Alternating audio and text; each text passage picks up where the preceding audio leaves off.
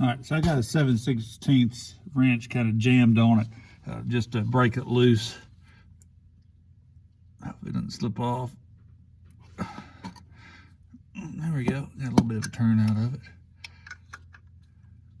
Yeah. And once again, once you break it loose, they're pretty easy to turn. There's just no good angles to get on these things.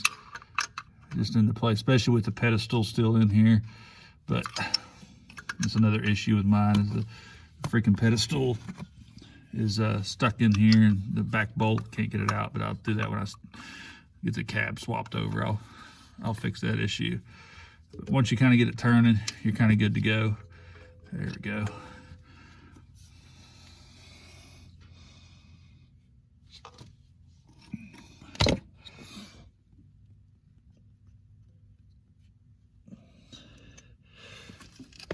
All right.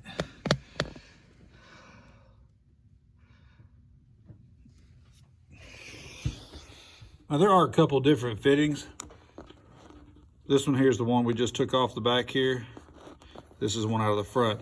Some of the trucks did have this one in the back too. It just had a bigger end on it like this as well. This one right here will hit your up pipe on the turbo, so you got to cut it off before you take it off.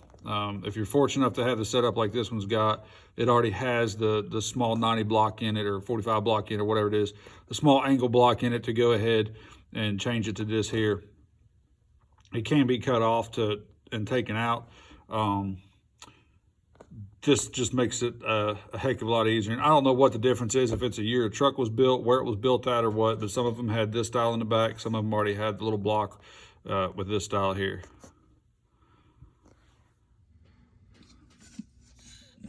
All right, we're going to use that little angle piece. It pretty much looks like the same thing, as all it is change the fitting on it here.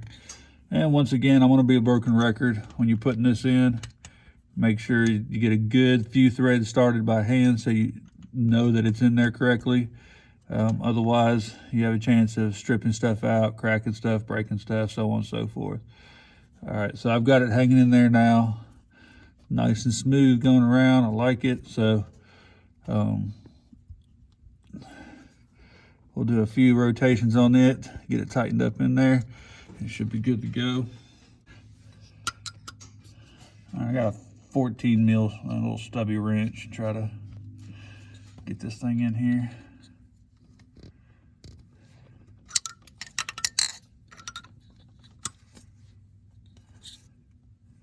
And if you can get your pedestal off, do yourself a favor and do that, because it's 10 times easier without that freaking pedestal in the way. A stubby wrench helps out a lot, and it'll also kind of maybe help you from over torquing it.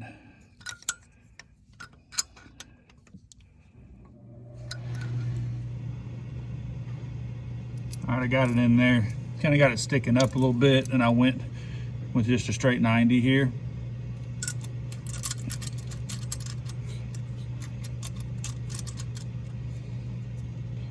So it'll look something like that, which is kind of what I want. I wanted to start pushing that fuel line back down to where it kind of runs back down into the valley here, and then it'll eventually hook up with the fuel pressure regulator right here. So there's the back one done on the driver's side. So now we get the fun part of trying to get back in here and getting this one right here. All right, it's gonna be a 9/16.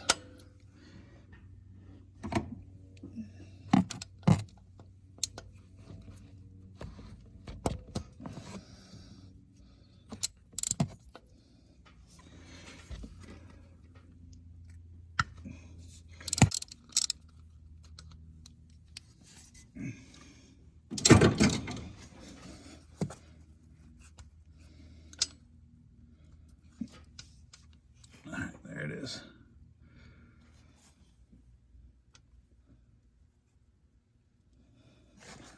I got to start it again. It could just be the dirtier type threads. Damage the head.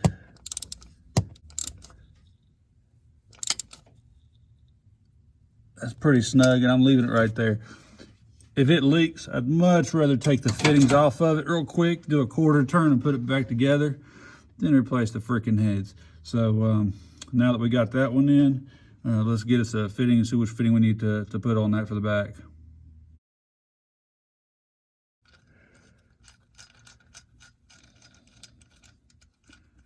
Oh yeah, money right there. Can shoot that right out, come out. We're golden right there. All right, so we got both sides, those sides in the back done, both sides in the front done. We'll go ahead and put some more the 3/8 Parker line on the end of these hoses, get them run out for where the regulator's going to set at. And this is pretty much how my setup's going to look. On the driver's side, I ended up putting a 90 on it. On the passenger side, I put a 45. That's pretty much how I want it to run. Keep it away from the exhaust a little bit better that way, and get it run over here to the fuel pressure regulator when we start hooking that up. All right, I've got my fuel lines pulled up into the cab now. I routed them up under behind the booster and around here. I'm gonna run them in here, try to keep them away from the manifold. The original one runs real tight up in here some way or another, but I'm just gonna kind of tuck these right here to where they'll mostly be covered by the air box here once the air box and everything's in, but that'll keep them up here. Now I got to go ahead and start getting everything figured out to where I want my regulator at, and the Y in the back. So here's the hoses here. All right, so here's the Y block I've got in mind because I wasn't able to use the original banjo lines. So this side right here is going to the passenger side. This side's the driver's side. It's a little bit longer. They got to come up around the turbo and kind of tuck back in there.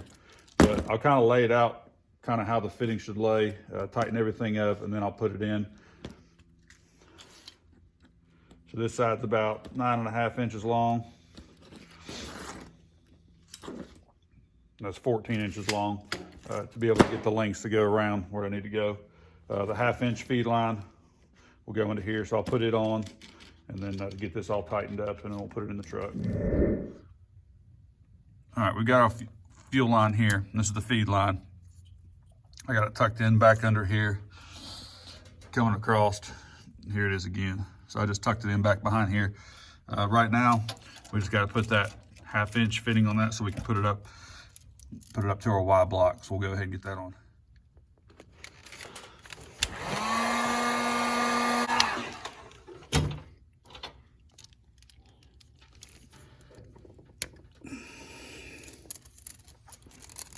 Get it started and put it on a flat surface. Get it pushed all the way up in there. All right, so we got our feed line hooked up to our block. We got the driver's side head fuel line coming up over here. And it's gonna set like so it wraps around, doesn't hit the side of the turbo. And then of course the back fitting just sets right there. So now we got the Y block in, we got the back of the head hooked up. So now we're gonna start to the front of the head and try to figure out getting this regulator mounted.